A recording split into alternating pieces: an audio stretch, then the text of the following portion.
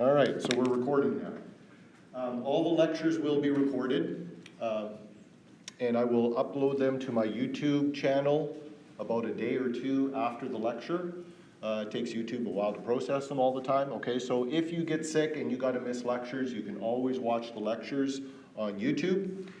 All the course materials will be posted on Canvas. The lecture notes and the tutorial notes will all be on Canvas. Tutorials themselves will be online. Okay, so the tutorials you do not go to in person, and this is in the syllabus, we'll see it again, but I'll say it a couple of times just to make sure everybody gets it. Lectures were here in person, but tutorials will be online on Zoom, and those Zoom links will be added to Canvas shortly so that you can go to them and participate in tutorials via Zoom. Okay, so lectures, tutorials, assignments, you're going to be doing assignments, and those will be submitted online. You're going to upload a PDF to Canvas. I'm sure you've done that before. Okay, for assignments. Quizzes will also be online, and we don't have a midterm exam. We only have a final exam. So really the only thing you really strictly have to show up in person for is the final exam. Everything else can be done online. Okay? So if you get sick, please know that. If you're so sick that you can't function, well, that's a little bit different. Then you have to contact me, and we will see what we can do to make some accommodations, okay? But if you're sick enough that you can't get here, that's okay. You can do everything until the final exam online, okay? So please do not be sick for the final exam. That would be bad. All right, so any questions about that part? Yes, sir. A tutorial starting this week or next? Tutorials will start next week. Yeah. And we'll send out announcements about all of that. Canvas, I haven't even published the Canvas page yet. I'm going to do that in the next day or two. But tutorials will start next week. All right, any other questions right now? Okay, so that's what happens if you get sick. If I get sick, my first strategy will be to do lectures on Zoom. Okay, so if I get COVID, well then I'm going to, and as long as I'm vertical and not horizontal, as long as I can still lecture, I'm going to switch to Zoom for however long I need to. Hopefully not that long. I won't spring it on you. Hopefully, I'll try to give you at least a day's notice so that you don't show up here at 9 in the morning. Okay. And we'll go back to Zoom lectures if I get COVID. If I get COVID and die, well then you'll be taught by somebody else, obviously, and that will probably be Dr. Yang Chow, who is teaching the other section. Okay, so we got backups for everybody in case somebody gets sick, so sick that they can't teach. But my first strategy will be to switch to Zoom for a few lectures or however long it takes me to get back on my feet again. Okay? Any questions about that? All right, so that's the COVID stuff.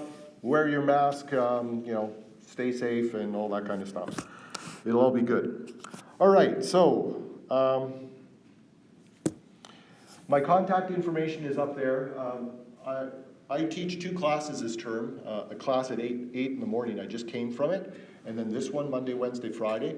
So I'm only going to be on campus Monday, Wednesday, Friday mornings. Typically, I might be here other times for meetings and such, but to try and keep my distance from everybody too. I plan to be here as little as possible. So Monday, Wednesday, Friday mornings I'll be here. In terms of office hours, I've made some office hours up there. Mondays from 11 till 12. I don't know if that works for the vast majority of you. Usually it doesn't make sense to put office hours because half of you have a class at that time anyways. But I'll put it up there. So I plan to stay here till noon on Mondays, so if you have a question, I'll be in my office from 11 to 12. On Zoom, I'm going to be available Tuesdays from 4 to 5 in the afternoon, or at any other time that you need me to answer a question. Okay, so if neither of those 2 times work for you, Mondays in person, 11 till 12, or Tuesdays on Zoom from 4 to 5 in the afternoon, then we can always arrange a different time. Excuse me. Okay, so in that case, just send me an email and we can set up a time and we can meet on Zoom, which is actually pretty convenient for all of us, okay? But if I'm in my office, if you happen to walk by and my office is open, then by all means, knock on the door and we can answer questions then too. So we've got 3 TAs in this course. They are your tutorial instructors, so they'll be running the tutorials. They'll also be marking your assignments, and their email addresses are up there. So anything having to do with material in the tutorials, or you've got questions about the marking on your assignment or an assignment question, those are your guys to go to first, guys and gals. But you can always ask me a question too if tutorials are not going well, or if you've got a question about the assignment or a tutorial example that the TA couldn't explain well to you. You can of course always reach out and ask me too. Okay, but they're your first contact. So we're meeting here obviously Monday, Wednesday, Friday, 9 o'clock. Tutorial sections are online. Obviously, I think most of you have already registered for one of those, so please attend the one that you're registered for. And as I mentioned, that tutorials will be online. All right. So the academic calendar entry, this is your third and more or less final math course in our program. And basically, this is multivariable calculus. Okay, so we're going to be doing, but it's not solely multivariable. We're going to be looking at some other things too, but in terms of the toolkit that you're going to learn, it's basically multivariable calculus. Okay, so we got 3 lectures a week, 1 tutorial hour every week. Obviously no labs. You'll be doing assignments, quizzes, and a final exam. And you might ask, well, why no midterm exam? We've always had a midterm exam in this course. And we were thinking of doing it again this year, but it just didn't work schedule-wise. We could not find an evening when all of you are free. Every evening, somebody here has a lab or a class or something. And having the exams in lecture has never really worked very well because we've only got 50 minutes. So we decided to get rid of the midterm and instead increase the number of quizzes. Okay, so now the good news is that the midterm was closed book and closed notes, and you have to do it by yourself.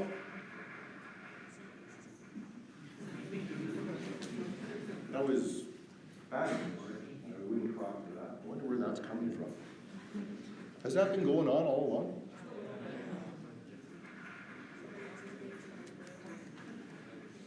We got crosstalk coming. I don't know where that would be coming from.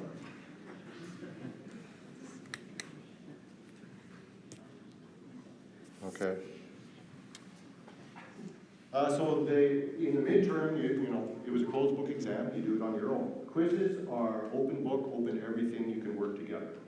Okay. So I think it's an advantage to you not having a midterm. And so that's what we're going to do and see how that works this term. All right, so as I mentioned, all the lectures, like this one that I'm recording right now, gets turned into a YouTube video, and you'll find it on my YouTube channel. The link is given right here, okay? It's an unlisted, they're unlisted videos, so that means you can't find them unless you have the link. So make sure you use that link and bookmark it. Dr. Chow, who teaches the other section, over the years has created some videos to further explain certain topics or a certain assignment question or something like that. There's a few of those, and you can find those on his YouTube channel. I haven't looked lately to see if he's got anything new. They're not his lectures, they're just sort of supplemental videos that, again, explain a few things here and there. You might find that interesting and useful. Okay? All right, so that's the course overview. So you can see what we're looking at in the top set of bullet points. We're going to be reviewing vectors starting today, and then we're going to be looking at lines and planes, vector functions and their derivatives, and taking the integral of vector functions, and then we're going to start into the multivariable part of the course. So far, the calculus you've done is single variable. X is a function of y, or y is a function of x. Now you're going to be looking at functions like z is a function of x and y, or w is a function of x, y, and z, okay? Multivariable. The good news is that, you know, once you know how to do an integral, you know how to do an integral, and you should know how to do an integral by now. You just have to do more of them when you do a multivariable integration, okay? We're going to look at a lot of applications using them, and really at the end, we're going to look at a couple of theorems, divergence and Stokes theorems, which are very important theorems in physics and science in general, which are based on multivariable calculus, okay? So I always tell people, do not fall asleep during the last couple of weeks of this course, okay? Please do not blow off the last few lectures of this course when we're doing these theorems, because the final exam definitely tests those theorems, okay? So if you disappear a couple of weeks before the course ends, the final exam is going to be a problem for you, okay? So hang in there to the end. All right, learning outcomes, yada, yada, yada. In accreditation, it's a math course. All right, so here's what we're interested in, the evaluation criteria and grading. So 3 components: assignments, quizzes, and a final exam. So because we had to get rid of the midterm, we had to increase the weight of the final exam, but you know, the quizzes are worth quite a bit too, and the assignments. The assignments, there's going to be about 8 or 9, almost weekly, not every week, but almost weekly assignments that you're going to do, and they're going to be submitted online to Canvas by the due date. No late assignments will be accepted. They'll be graded by the TAs, and then they'll be handed back to you online, I guess. Obviously, we expect you to work together, right? But make sure you're understanding how to do these problems, and you're doing them, you know, whatever you hand in, don't just copy it from your buddy. Actually try to do it on your own. Yeah, work together, try to figure out how to do it, but at the end of the day, write it up yourself, okay? If we do see assignments that are, you know, symbol for symbol, letter for letter, number for number the same, that's going to be investigated as plagiarism. So just don't do that. Work together, but write it up your own. Quizzes. We're going to have 5 or 6 online quizzes worth 25%. They're going to be open book, open notes. Okay. Again, we used to do these in tutorials when the tutorials were in person, and you know, you could work together and whatnot. You can still do that online.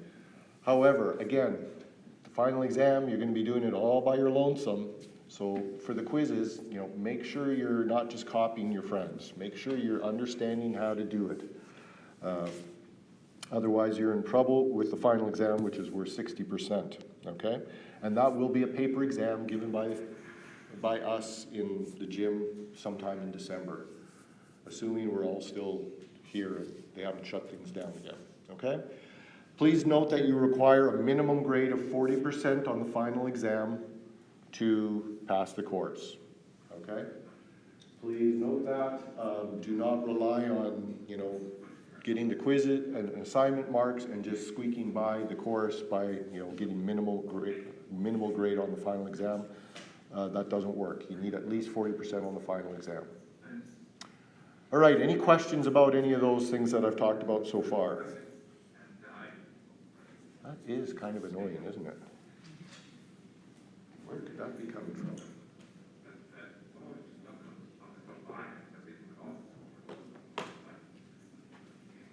There's something on this computer.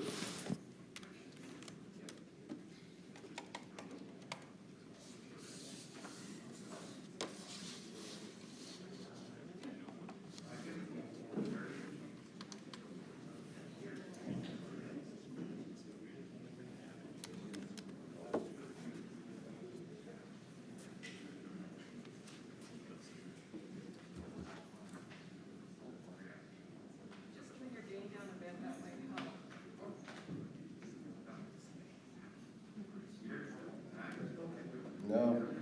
Whoop.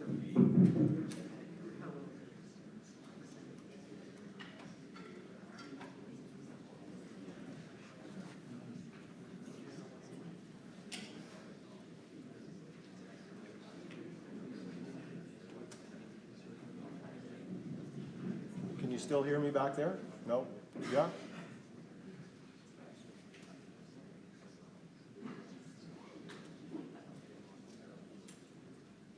Yeah, my wireless mic must be picking up another wireless mic, I think. Or the system must be picking up another wireless mic. All right, if you can still hear me, because I turned it down quite a bit.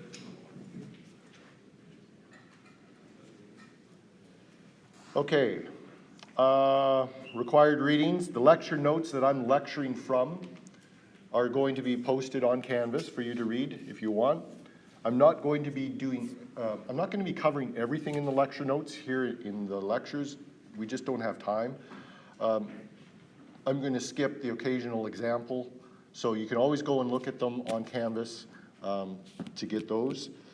So the lecture notes, there's the calculus textbook from last year. It's the same textbook.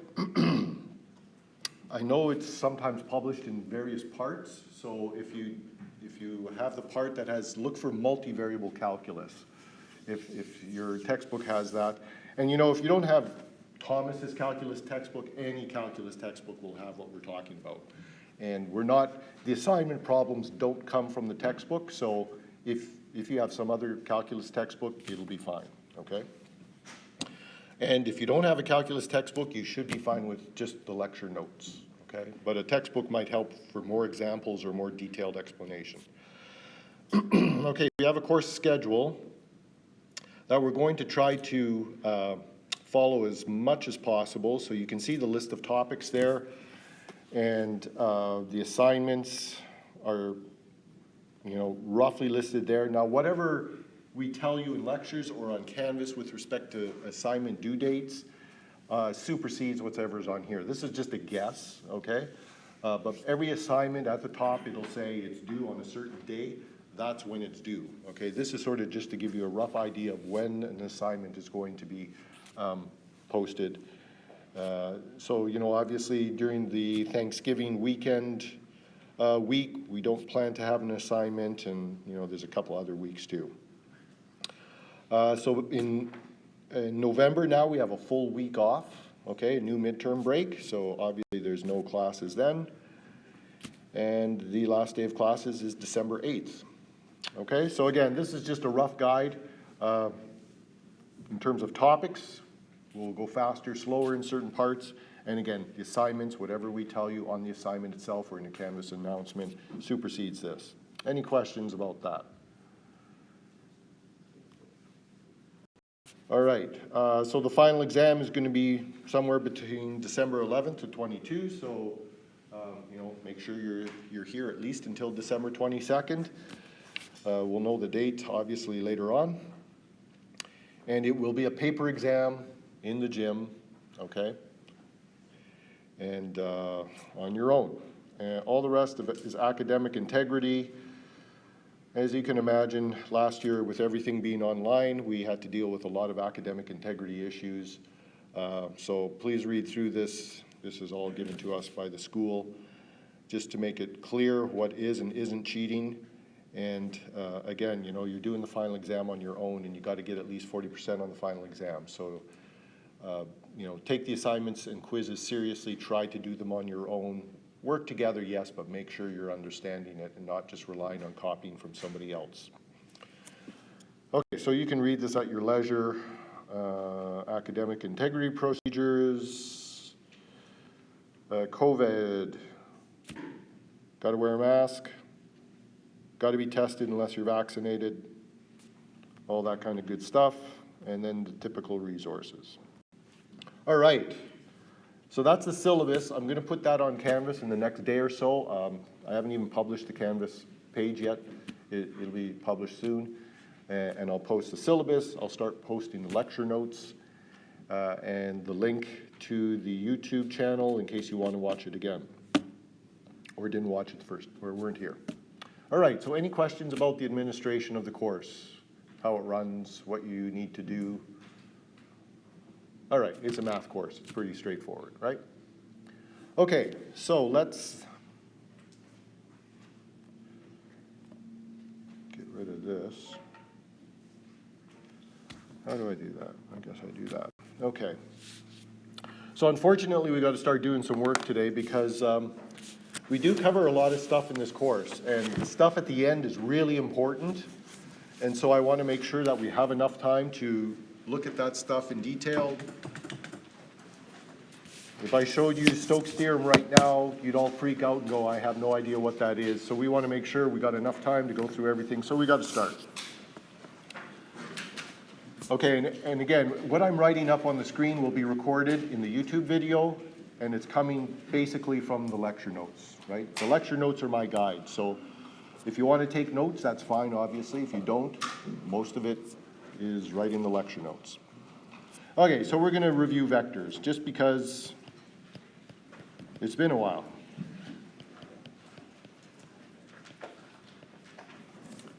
And if my printing ever gets a little bit messy, just let me know. So we use vectors to represent some sort of physical thing like a force, like a displacement, like a velocity or an acceleration, right? We've been using vectors and all of those kind of things in your basic physics courses. And on paper, we use a directed line segment to illustrate a vector, right? An arrow. And we say that it has an initial point and it has a terminal point.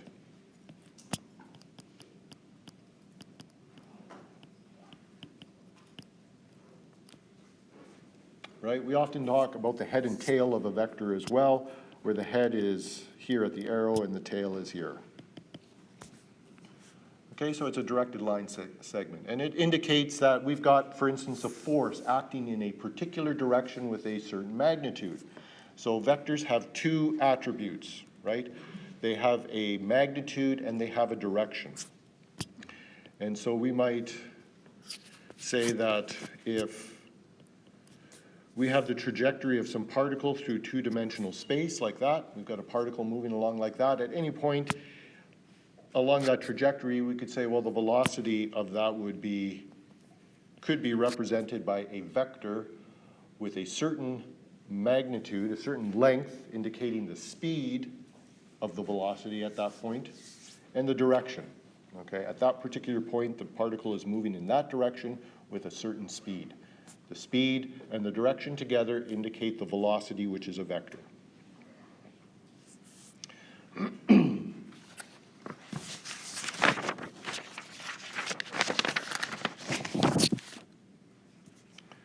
Okay, so our vector consists of two things.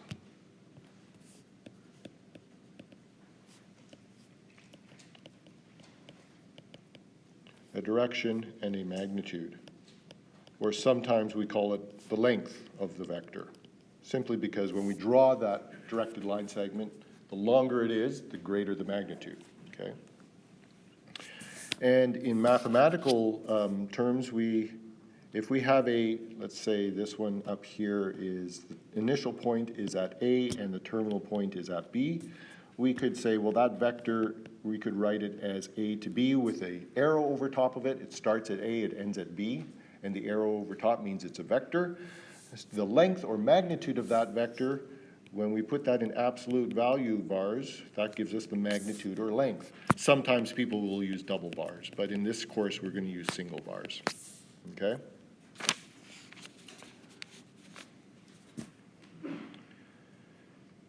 And obviously the direction is given by the direction of that arrow in two or three-dimensional space. So when we write a vector, we've got two parts to it. We have to include both of them. So we take the length and we multiply it by the direction. Okay, and we'll talk about how we write the direction mathematically in a second. But a vector basically is a length, a magnitude, a scalar value multiplied by some direction in two or three-dimensional space. All right, so you know all of this stuff from before. The notation we're going to use, let's say we have a vector, let's just call it A. We are typically going to use this notation. We're going to use these pointy brackets. So if we have a vector, say, in three-dimensional space, it'll have three components, an x component, a y component, and a z component. So in three-dimensional space, a vector could be written like that. We use pointy brackets. That is distinct from parentheses, right? If I write this, What is that? A little louder? A point in three-dimensional space, right? With an x value of a1, and y value of a2, and a z value of a3. Okay, so make sure you keep those clear. In the past, I've taught this course for a number of years. On the midterm especially, people get these mixed up all the time. And when we're marking it, we're going, huh? I thought this was supposed to be a vector, and they give a point. Okay, seems simple, but people mix it up all the time. So make sure you get it straight. This is a point, right? The coordinates of a point in three-dimensional space. 3D space. And this is a vector. Okay? Pointy, the angle brackets are a vector.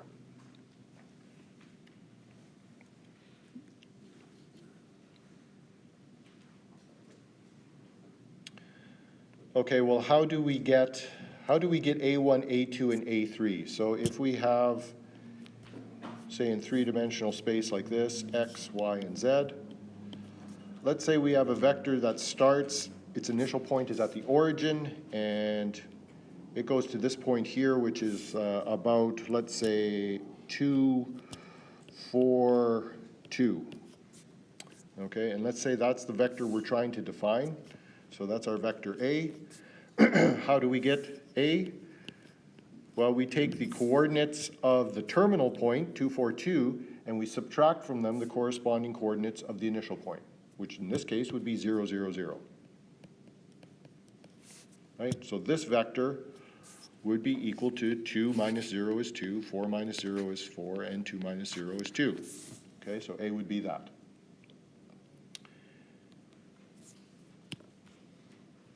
If instead we had a vector that looked like this, let's say over here was the initial point and here was the terminal point, and let's say the initial point was 2, 0, 3.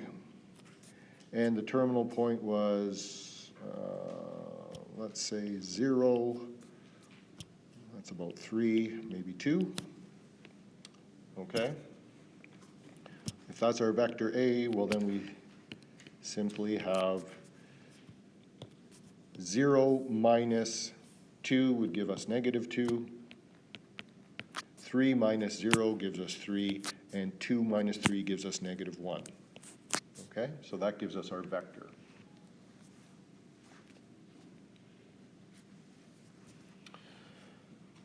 Okay, so if we have now a second vector, say that looks like this.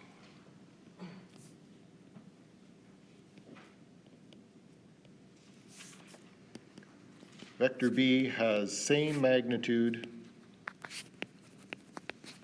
and direction as A.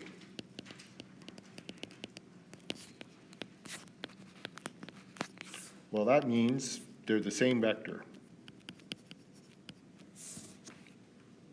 right? If you have two vectors, same magnitude, same direction, they're the same vector. So we often call vectors free vectors because we can take these vectors and we can move them around anywhere in 3D space as long as we don't change their length and as long as we don't change their direction, they're the same vector, okay?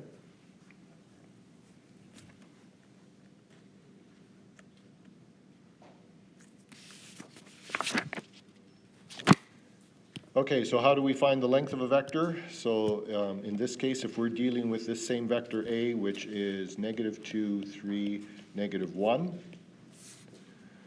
the magnitude or the length of that vector is going to be negative 2 squared plus 3 squared plus negative 1 squared square root,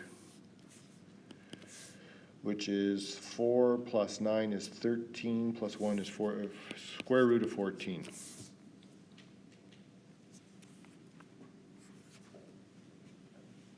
All right, simple. Okay, well, we're going to be using something a lot in this course called the unit vector, which I'm sure you've heard of as well. The unit vector is a vector which could have any direction, but it always has a magnitude or length of 1, right? Unit means 1. So the unit vector can be any direction.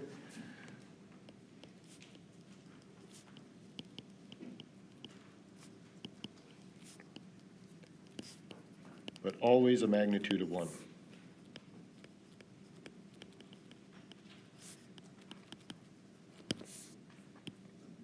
And we use a certain symbol in this course. We're going to use the hat or caret symbol, that's a hat or the caret symbol to indicate a unit vector. Okay, so when you see that hat or caret, you know right away that that vector has to have a magnitude is equal to 1. So to get that, we can just take A originally and we divide it by its magnitude.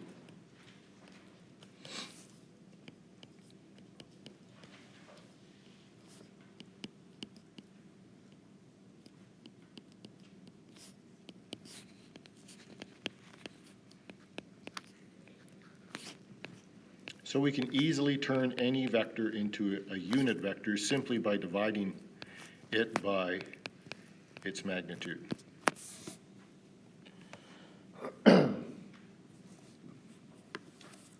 Okay, now that we have defined a unit vector, we can now write A in terms of its magnitude and its direction.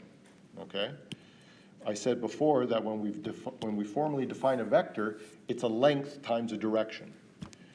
So A is some length times direction.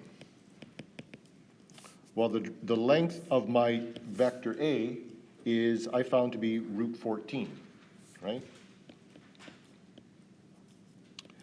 And the direction, well, you can tell I haven't done this for 4 months. And the direction is given by my unit vector. One purpose of having a unit vector is it gives you a direction. You multiply that unit vector, which has a length or a magnitude of 1, by another magnitude, and that gives you a vector in the same direction but with a different magnitude, okay? And it's going to give us our original A back. If I multiply that by A hat,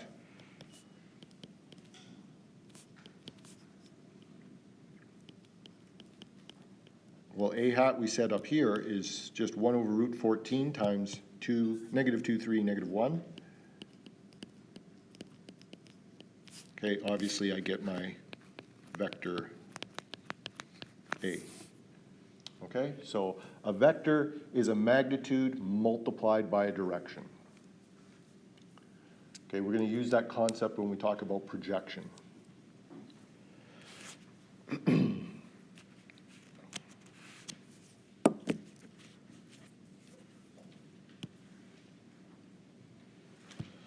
Okay, we can add and subtract vectors. And I'm sure you know how to do that. If I've got a vector A with these 3 components, and of course, we could have vectors with any number of components, right? In this course, we're going to primarily deal in 3-dimensional space, so most of our vectors will be 3-dimensional, but we could be in 2-dimensional space, or our vector might not correspond to something spatial. We could have a 4th or 5th or 6th or 7th dimensional vector, okay? Any number of components that we need. But primarily, we're going to be dealing in 3 dimensions. So if I've got 2 3-dimensional vectors, obviously I can add them together, component by component, and I get another vector.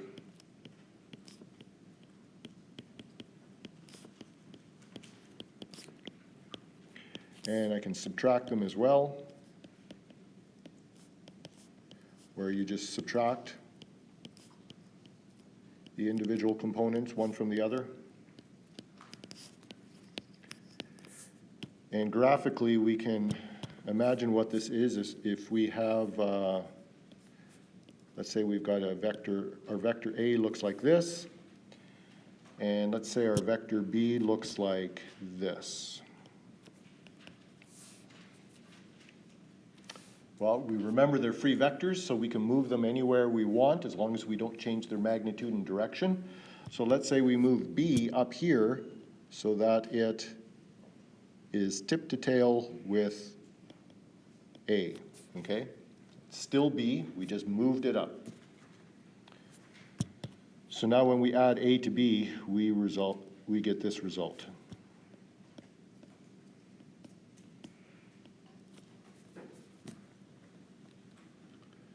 Okay, what if we, so that's A plus B. What if we want to do A minus B?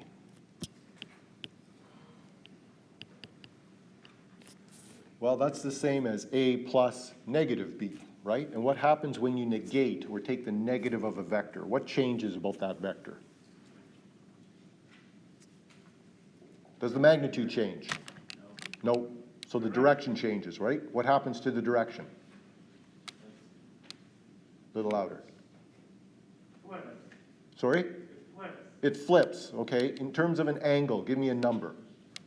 How much does the direction change in degrees? 180, right?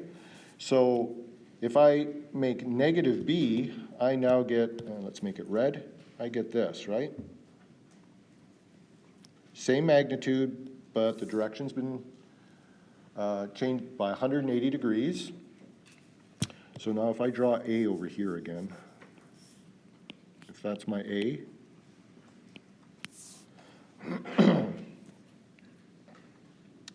this is, sorry, negative B. So I want to do A plus negative B.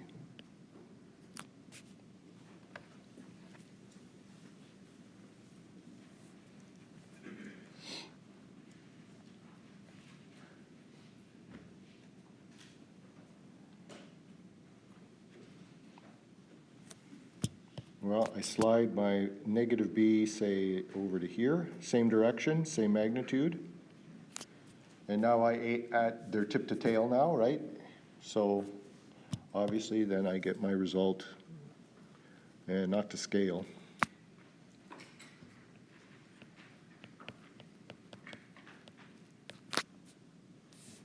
Okay? All right, so you've seen all this before. We're going through it fast just to refresh our memories because we're going to use vectors a lot in this course, okay?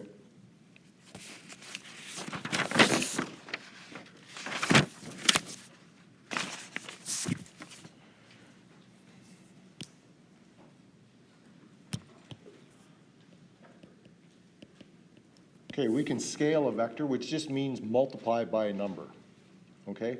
When you scale a vector, which of the two parts of the vector changes? The magnitude or the direction? The magnitude, right?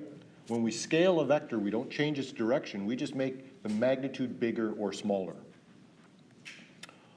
Is that 100% correct? What if the number I multiply my vector by is negative? Then what happens? I change the magnitude and the direction, right? Because again, the negative is going to change the direction by 180 degrees.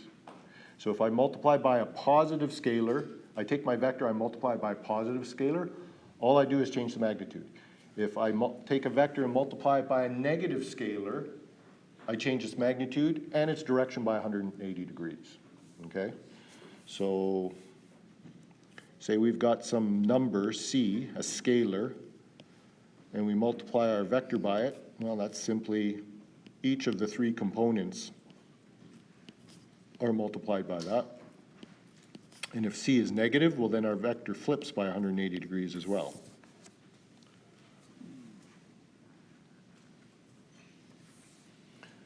All right, any questions so far? Straightforward, right? Okay. The second way we're going to write vectors in this course is in, I forget the right name, coordinate? Do we call it the coordinate way? I think I'm not a big fan of terms. This is one way we're going to do it, right? We're going to use these pointy brackets with the components in it. The other way we're going to use is to use, or the other way we're going to write vectors is to use the unit vectors I, j, and k. If we have our three-dimensional coordinate system again,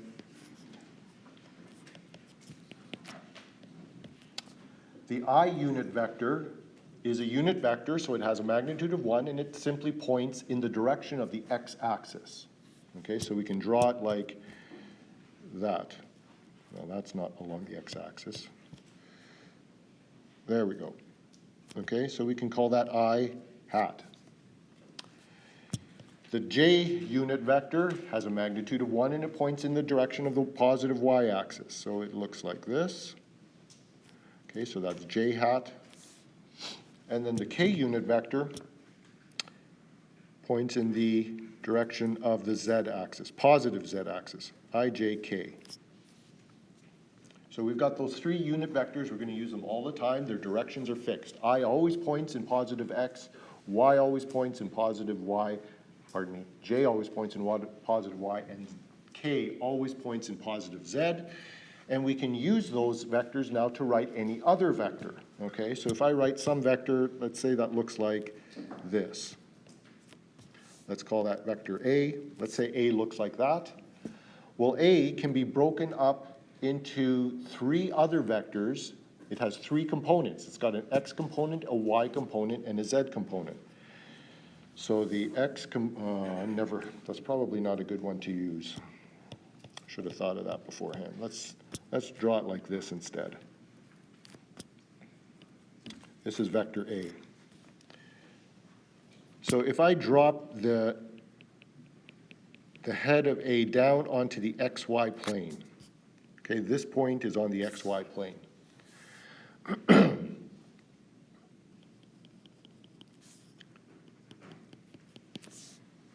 Then this is the x component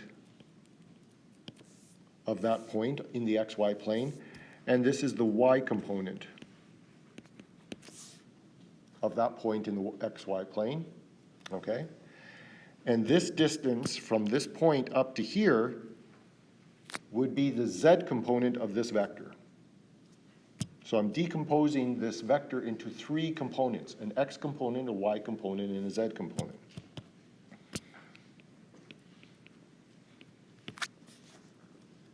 Okay, so now if we talk about this point here in 3-dimensional space, well, its distance from the x-axis is this.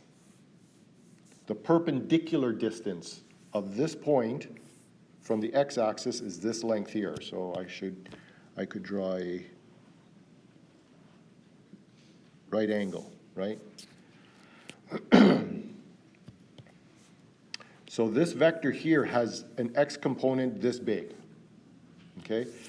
This vector here has a y component, a perpendicular distance from the y-axis that's equal to this length, okay? And it's got a z component, which is the perpendicular distance from the xy plane of this length, okay? Everybody? Seeing some furrowed brows. Did I do something strange? Isn't it the x and y can flip so that the x is going in the next direction? Yes, thank you. That's why you are looking at me funny. Thank you so much.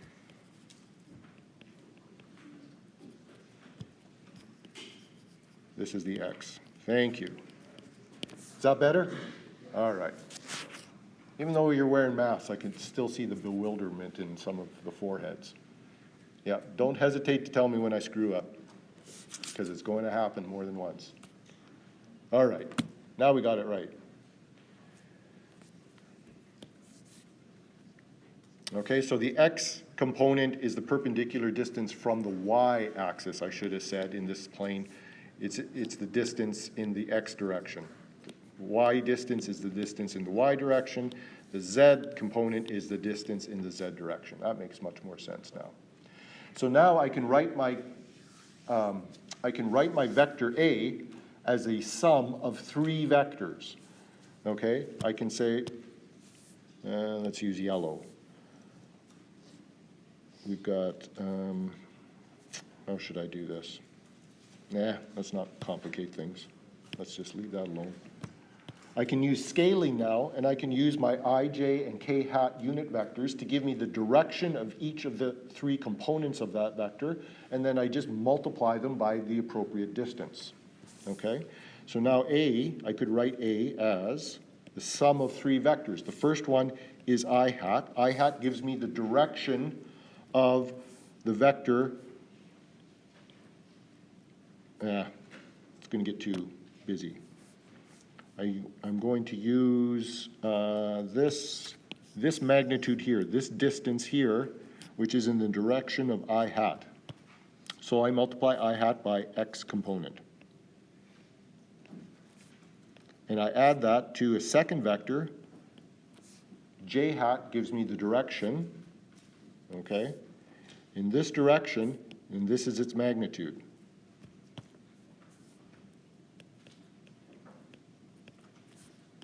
And then finally, K hat is the direction in the Z axis, and it has a magnitude of Z component.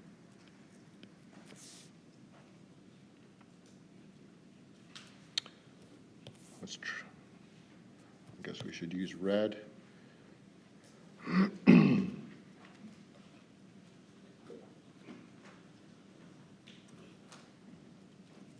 Nah, it's going to get too busy. Okay, so this vector would be this vector here, from here all the way to here. This first vector would be from here all the way to here. It has a direction of I hat, and it has a distance or magnitude of x component. That's this vector here. To that, we add a second vector, which we could say is this vector. Okay, it has a direction of j hat, and it's got a magnitude of y component. And to that, so we've got one vector. This first vector is this vector. We add it to this vector, and now we add a third vector, which is in the direction of k hat, and has a direction of z component. That's this one. So this vector plus this vector plus this vector, their sum is that. Okay? So we're going to use this a lot too in this course. And of course, we could also write it as